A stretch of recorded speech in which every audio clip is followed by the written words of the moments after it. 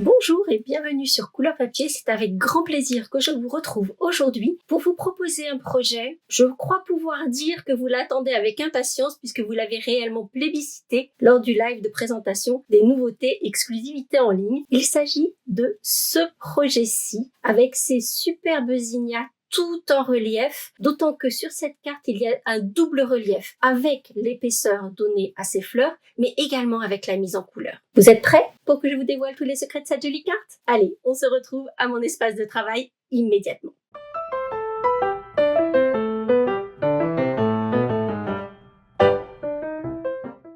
Pour réaliser notre carte aux zinnias comme des vrais, nous allons avoir besoin d'abord en matière de fourniture consommable. Une base de carte carrée, ce qui veut dire que nous avons un morceau de papier de 21 cm sur 10,5 avec une marque de pliage à 10,5. Nous aurons également besoin d'un papier de matage. Moi, je l'ai découpé dans le papier de la collection des zinnias.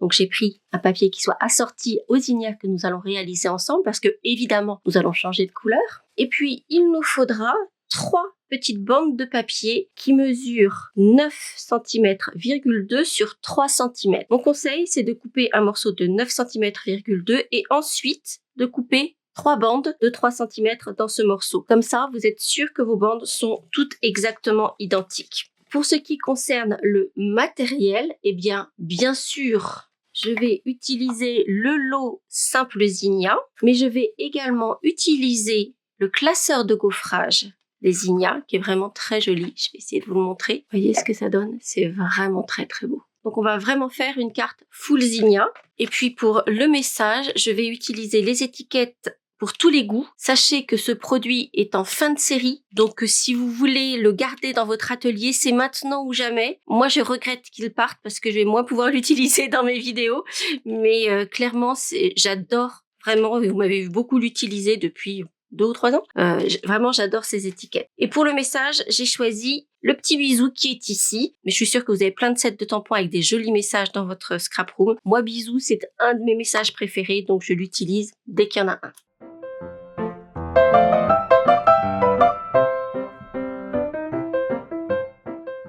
Et donc, on va commencer par ces zinnias. Et on va commencer par faire nos découpes, à savoir que pour faire une fleur, il va nous falloir 2 fois ces 2 découpes. Donc, il nous faut 4 découpes en tout, de celle-ci, 2 de celle-ci. Une feuille, un cœur de fleur et les petites étamines qui viennent par-dessus. Ce qui veut dire que pour faire 3 fleurs, il nous faut 12 de ces découpes, 6 et 6, 3, 3 et 3. Comme vous pouvez vous en douter, j'ai déjà préparé toutes mes découpes, le reste est caché par là-bas. Et en fait, sur ces fleurs, vous voyez qu'il y a beaucoup de volume. Il y a du volume en vrai, puisque effectivement, on voit que ça ressort, mais le volume est accentué par la mise en couleur. Et c'est ce que je vais vous montrer maintenant. Et je vais vous montrer sur chacun de ces éléments. On va commencer par les pétales. Et on va faire exactement la même chose sur les 4 épaisseurs que forme la fleur. Et donc, évidemment, on va avoir besoin de Stampin' Blends. Et vous voyez que pour une épaisseur, je vais avoir besoin de 4 couleurs. Ici, j'ai choisi Horizon de bruyère en clair et foncé, du Mystérieuse brume en clair et du noir clair.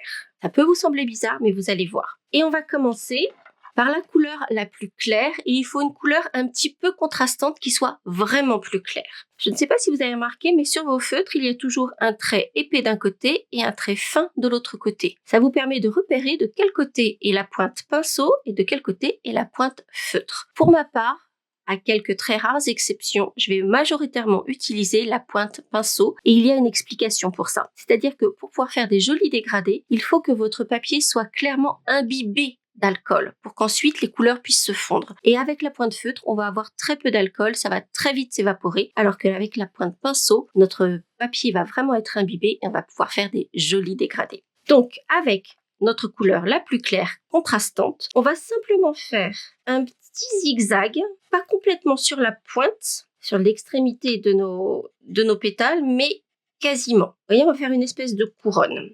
Ensuite, on va prendre la couleur qui est un petit peu plus claire et on va colorier l'intégralité de nos pétales. On ne fait pas des traits droits.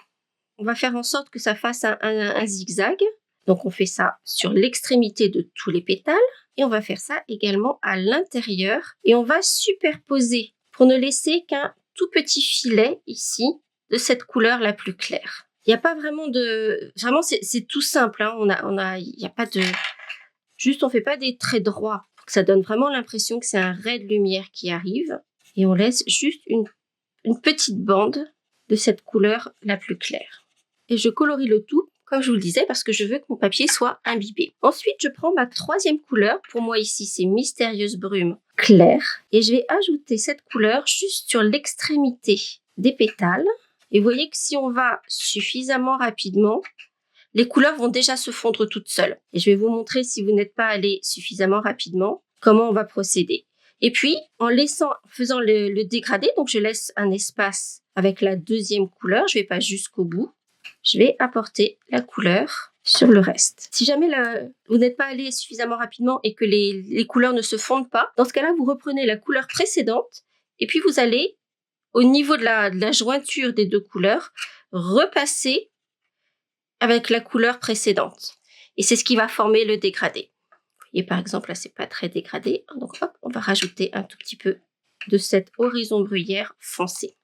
Et puis, je vais terminer en ajoutant le noir nu et en le mettant encore un peu plus au centre. Et regardez comme ça fait un joli dégradé avec cette couronne où on a l'impression que ça prend la lumière. Et déjà, rien que là, avec une seule épaisseur, vous avez l'impression qu'il y a du volume grâce à cette couronne de lumière. Et on va donc faire ça sur les 4 épaisseurs de pétales. Voilà pour les pétales. Ensuite, pour notre feuille. En fait, cette feuille, elle se replie sur elle-même. Donc, on va donner cette illusion avec la mise en couleur. C'est-à-dire que ici, j'ai choisi 3 verts, du sous l'écume clair et du feuillage sauvage en clair et foncé. Là encore, exactement de la même façon, on va poser les zones de lumière. Donc en fait, on voyait cette feuille, cette partie-là, c'est comme si la feuille, elle était recourbée. Donc on va poser de la lumière sur la bordure du rabat. Donc juste ici. Et on va en poser au milieu de l'autre côté. Pour l'instant, c'est tout ce qu'on fait. Ensuite, avec la seconde couleur, la couleur intermédiaire, on va colorier l'intégralité de notre feuille. Et un peu comme on l'a fait tout à l'heure sur les pétales, on va laisser juste un petit ray de couleur plus claire.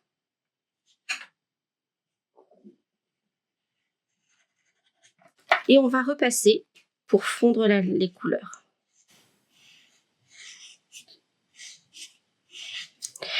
Et on va apporter l'ombre avec la couleur la plus foncée. Alors par contre, mon feuillage sauvage foncé est un peu sec. Donc je vais peut-être utiliser, je vais voir, là ça a l'air de marcher. Mais c'est vrai qu'il va falloir que j'en reprenne de celui-ci, il commence à fatiguer. Et là, on va le poser sur l'extérieur. Et ça commence à être un peu compliqué, donc je vais prendre on va le mettre sur la bordure, puisqu'en fait, c'est la profondeur ici du repli. Donc, on va mettre ici et un petit peu sur l'extérieur ici. Et de la même façon, on va refondre avec la couleur précédente.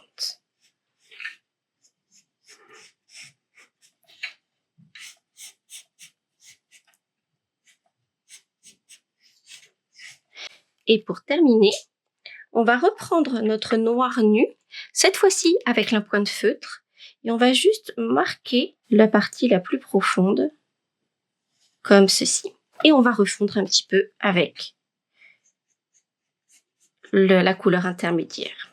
Ce qui nous permet d'avoir une jolie feuille avec plein de relief. Et puis pour terminer, sur le cœur de nos fleurs, vous allez voir, ça va être extrêmement simple. Cette fois-ci, je vais utiliser Narcisse délice en clair et foncé et du blé sauvage clair. Alors pour la petite couronne, vous allez voir, il n'y a pas plus simple. On va commencer par tout colorier.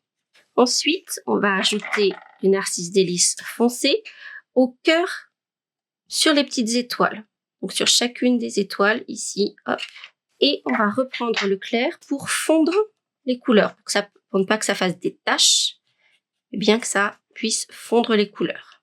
Et pour terminer, on va prendre notre blé sauvage avec la pointe feutre fine. On va juste faire un petit point au cœur de chacun des pistils.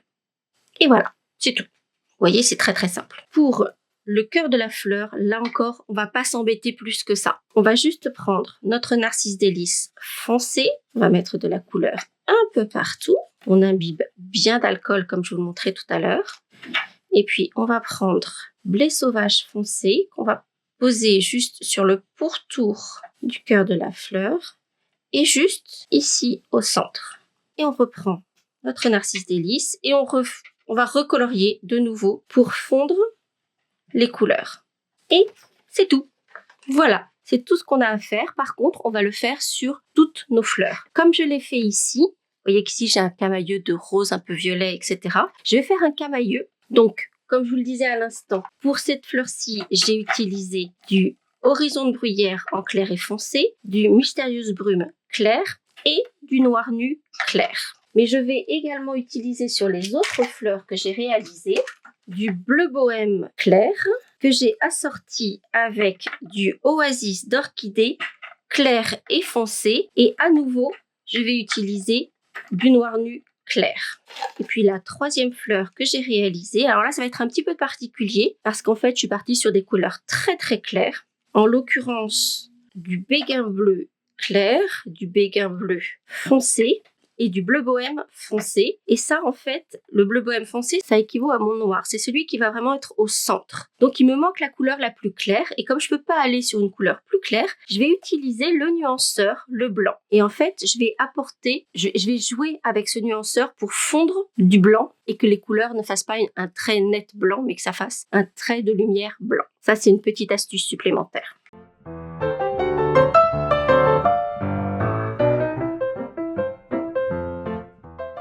Maintenant que l'on a tous les éléments de notre fleur, il va falloir la monter. Et c'est là que l'on va utiliser un petit morceau de mousse.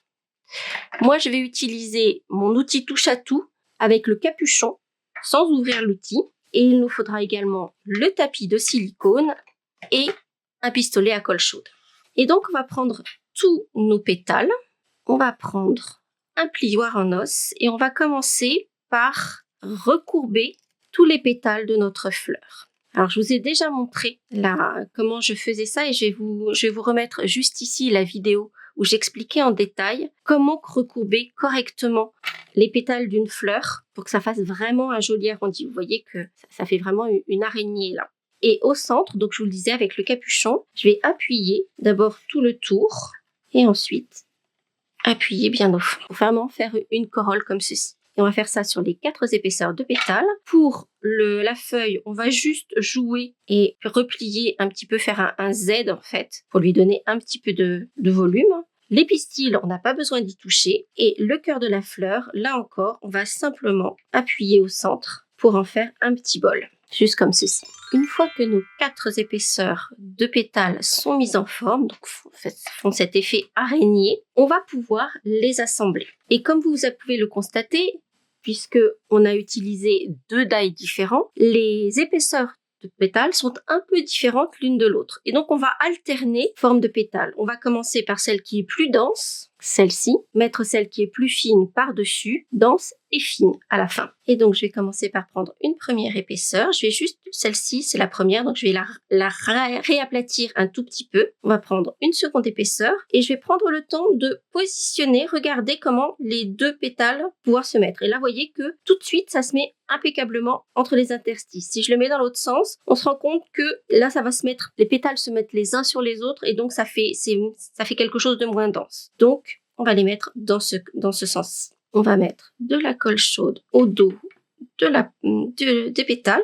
Oups. Et poser la couche de pétales sur la précédente. Et on va pouvoir utiliser, là encore, notre outil touche à tout pour bien appuyer les 2 épaisseurs. Et on va faire exactement la même chose pour les 2 épaisseurs suivantes. Donc toujours en alternant les 2 formes de pétales.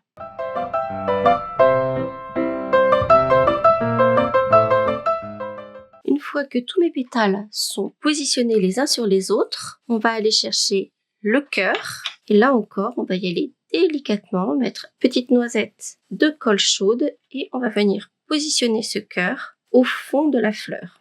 Et là encore, je m'aide de mon outil touche à tout pour le mettre bien en place.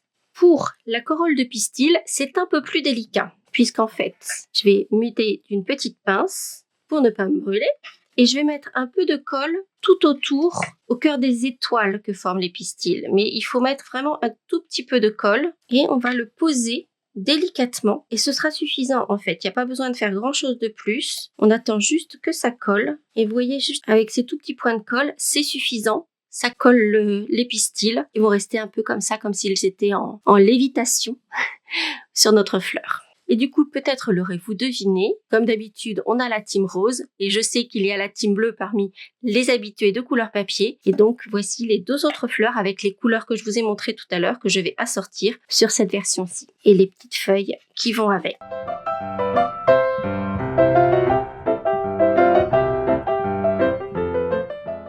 Mais il faut d'abord préparer notre base de cartes. On met ça de côté. J'ai également préparé mon petit message et on va s'atteler à notre base de cartes.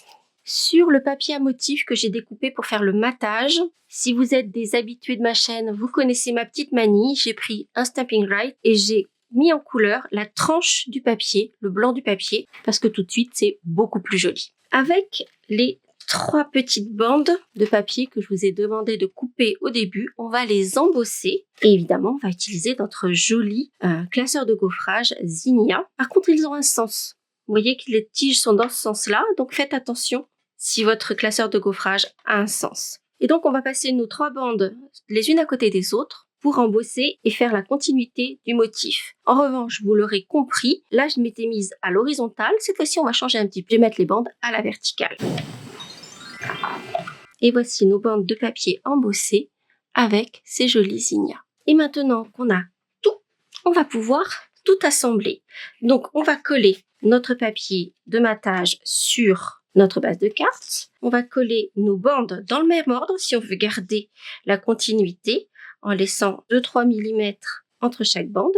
Puis à l'aide du pistolet à colle chaude, on va venir coller nos zinnias, venir mettre les feuilles sous les zinnias, donc on va les passer par-dessous et on viendra juste ajouter le petit message qui viendra tout en haut. Et puis pour la petite touche finale, évidemment, on va ajouter des jolis sequins qu'on viendra parsemer comme je l'ai fait ici. Allez hop, c'est parti!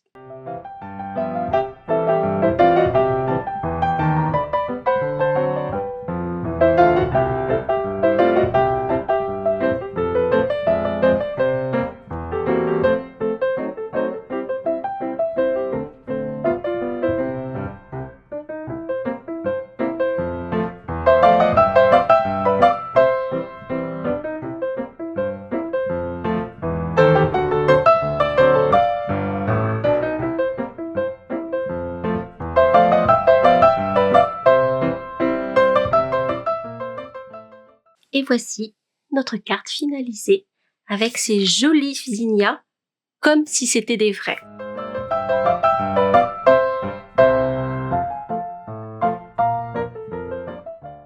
Petit aparté concernant les Stampin' Blends. Alors d'abord, je vais vous indiquer quelques combos de couleurs.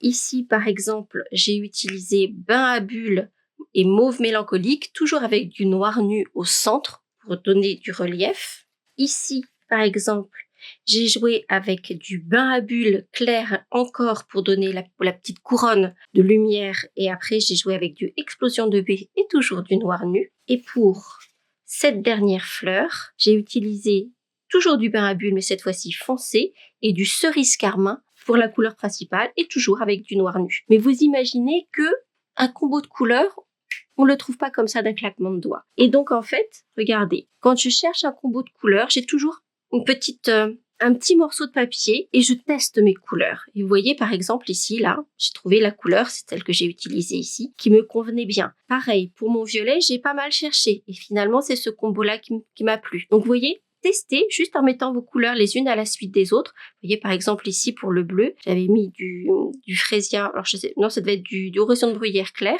et clairement ça ne me plaisait pas du tout. Testez vos couleurs sur des petits morceaux de scrap comme ça. Team bleu-violet, team rose. Vous savez que moi je suis un peu team rose, mais je sais qu'il y a beaucoup de team bleu parmi vous. Dites-moi ce que vous en pensez. Dites-moi si vous avez envie de vous lancer dans des cartes aussi volumineuses avec plein. On a vraiment l'impression que ce sont des vrais, ces fleurs. Dites-moi ça en commentaire. Dites-moi en quelle couleur vous avez envie de les réaliser. J'espère en tout cas que ce projet vous aura plu. Si c'est le cas, vous n'hésitez pas à exploser le compteur des petits pouces en l'air. Et moi, je vous donne rendez-vous très vite pour de nouvelles aventures créatives.